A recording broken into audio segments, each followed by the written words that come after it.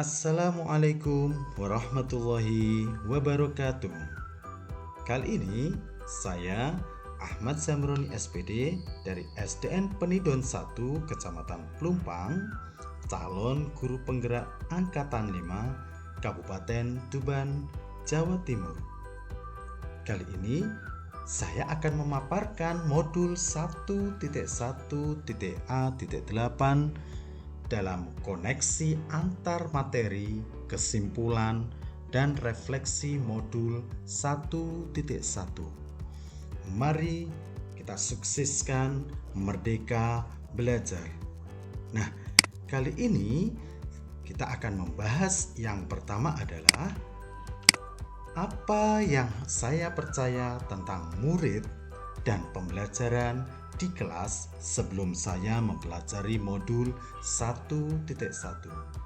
Jadi, dalam 1 minggu ke belakang, saya telah mempelajari banyak hal tentang modul 1.1. Nah, apa yang saya percaya tentang murid dan pembelajaran di kelas sebelum saya mempelajarinya? Ya, yang pertama adalah yang saya percaya tentang murid dan pembelajaran di kelas sebelum saya pelajari modul 1.1. Yang pertama, pembelajaran lebih berpusat pada guru atau teacher center.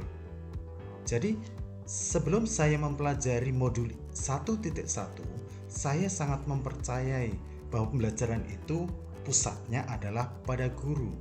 Guru memberikan segalanya kepada siswa tanpa memperdulikan apapun. Jadi, guru adalah pusat dari segala pembelajaran. Yang kedua, mengutamakan kemampuan kognitif dan kurang memperhatikan karakteristik setiap anak.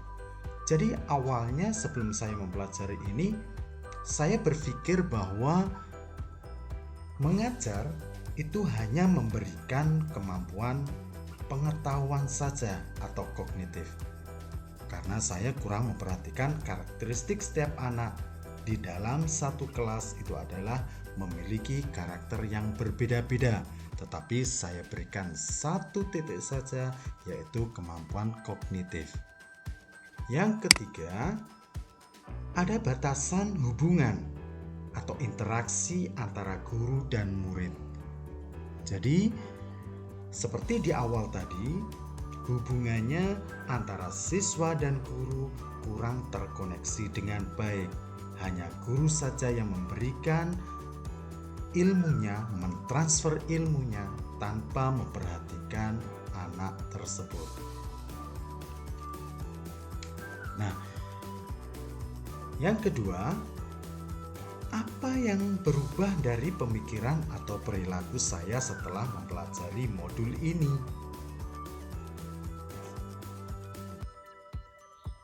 Jadi, yang berubah dari pemikiran atau perilaku saya setelah pembelajaran modul ini sesuai dengan permasalahan saya tadi, maka satu, ada perubahan bagi saya. Pendidik itu menuntun dan pendidik harus bisa mengembangkan minat dan bakat anak sesuai kodrat anak. Yang kedua, pendidikan dan kebudayaan merupakan dua hal yang tidak dapat dipisahkan dan menjadi satu kesatuan. Yang ketiga, pembelajaran berpusat pada siswa karena setiap anak itu adalah unik dan istimewa. Yang keempat, dunia anak adalah dunia permainan, sehingga pembelajaran harus menyenangkan dan memerdekakan anak. Atau yang biasa kita kenal sekarang ada kurikulum merdeka, memberikan kebebasan kepada anak, tetapi kita harus siap menuntun anak tersebut sehingga tidak keluar dari norma-norma dari pendidikan itu sendiri. Yang kelima, pendidik sebagai pamong, memposisikan diri sebagai orang tua kandung murid. atau pendidik dan murid ibarat sebuah keluarga, sehingga kita bisa lebih enak, lebih mudah dalam memahami siswa, apa kemampuan siswa, apa yang dimiliki oleh siswa, kita bisa kembangkan lebih baik lagi karena kita juga sebagai fasilitator bagi anak. Yang selanjutnya adalah setelah saya tahu sebelum dan sesudah mempelajari modul 1.1, yang ketiga, apa yang segera saya terapkan lebih baik agar kelas saya mencerminkan pemikiran Ki Hajar Dewantoro. Jadi, yang bisa segera saya terapkan lebih baik agar kelas saya mencerminkan pemikiran Ki Hajar Dewantoro adalah 1. Pembelajaran berpusat pada siswa dan memahami karakteristik setiap siswa. Jadi, tidak harus sebagai teacher center. Guru bukan satu-satunya sumber yang bisa didapatkan oleh anak. Anak bisa mencari di berbagai sumber untuk mendapatkan ilmunya.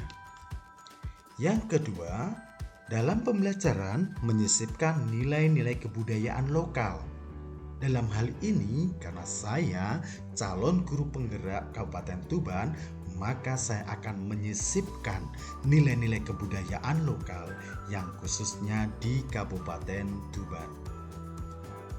3. Memperbanyak permainan dalam pembelajaran agar tercipta pembelajaran yang menyenangkan.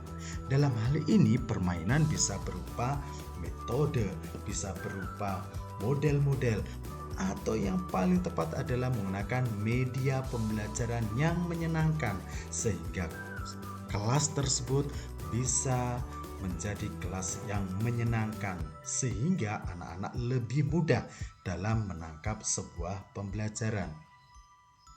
Yang keempat, memposisikan diri sebagai orang tua murid dan anak didik sebagai anak kandung sehingga hubungan kami semakin dekat dan lebih terbuka. Inilah yang menjadikan kita akan lebih dekat, lebih mudah untuk memahami siswa. Siswa pun tidak takut untuk mempresentasikan, untuk mengungkapkan, untuk memberikan sebuah ide-idenya karena mereka lebih dekat dengan kita. Ya, Bapak Ibu yang saya hormati, itulah tadi pemaparan kami bagaimana atau dalam hal mempresentasikan kesimpulan dari yang setelah saya pelajari di modul 1.1. Terima kasih. Presented by Ahmad Zamroni SPD, SDN Penidon 1, calon guru penggerak Angkatan 5, Kabupaten Tuban. Selalu semangat, selalu untuk memerdekakan kemerdekaan dalam belajar. Terima kasih. Assalamualaikum warahmatullahi wabarakatuh.